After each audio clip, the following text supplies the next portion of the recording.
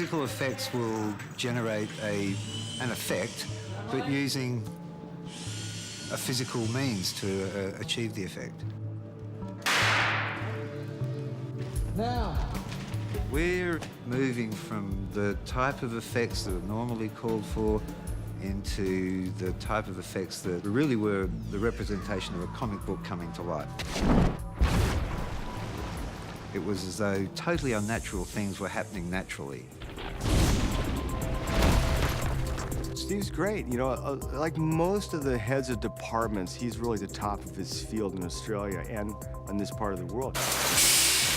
We have an engineering department, gags department, pyro department, and the breakaways department. And he'd show me what he had in mind, and we bounced a lot of ideas off each other and what we're gonna do, and he's built some great rigs. He's got a really good crew. Okay, we charged up here. Okay. 3, 2, 1, action.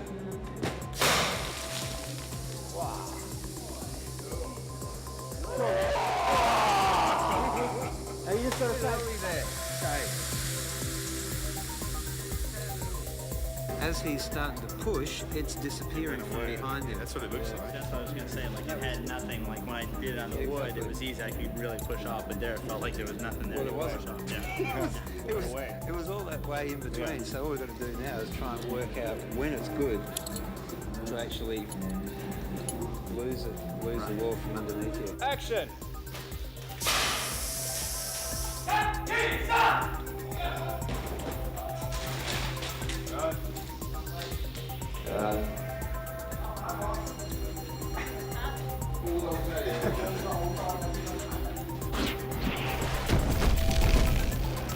Visual effects are fantastic with a predictable nature of something, and becomes more and more difficult if it's less predictable. So physical effects have a very relevant place in producing things that have some chaos attached to them. We're like scars on someone's face. We give it a bit of harshness or a bit of imperfection. Working with Steve and his crew, we've worked together so many times that if he tells me what's going to happen, then I believe that's what's going to happen. So which made my job a lot easier, because that was one area I didn't have to worry about. I've known Steve for, let's think, about 4 or 5 years now. But basically started working for him on Matrix 1. When you need a little bit of a direction or you're sort of stuck, you go and see Steve. He'll come in, he'll set you on your path, and usually it's fine and dandy from that point on.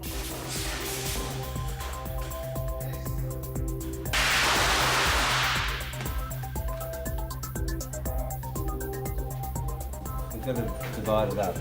Someone's going to do the files. Yep. So really I think did them last is KT, maybe KT around. I think it's on back to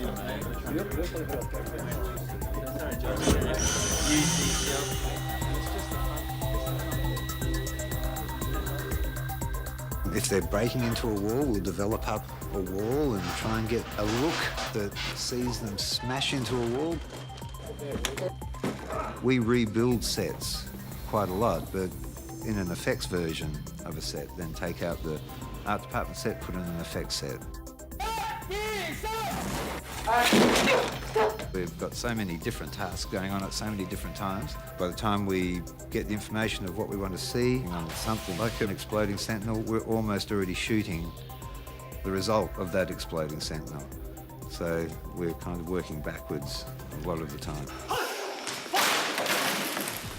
And just go in there and sort of score it so you get a couple of more little shards. All right, so the size that you're looking for is more like if that was divided into 4 or something like that. Right. Specifically, I would say that we'd want it to happen at the main crack zone.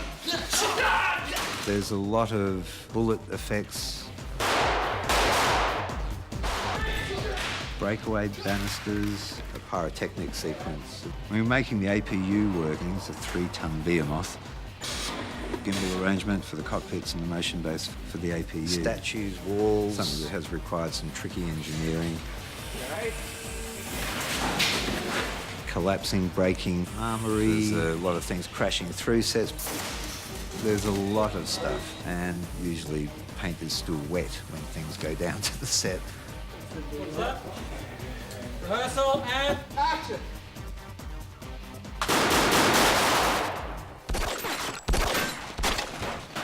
Cut. And from there we go into a whole bunch of other sequences that it just keeps on going. It doesn't stop. It's unrelenting. Lights up, please, and cut!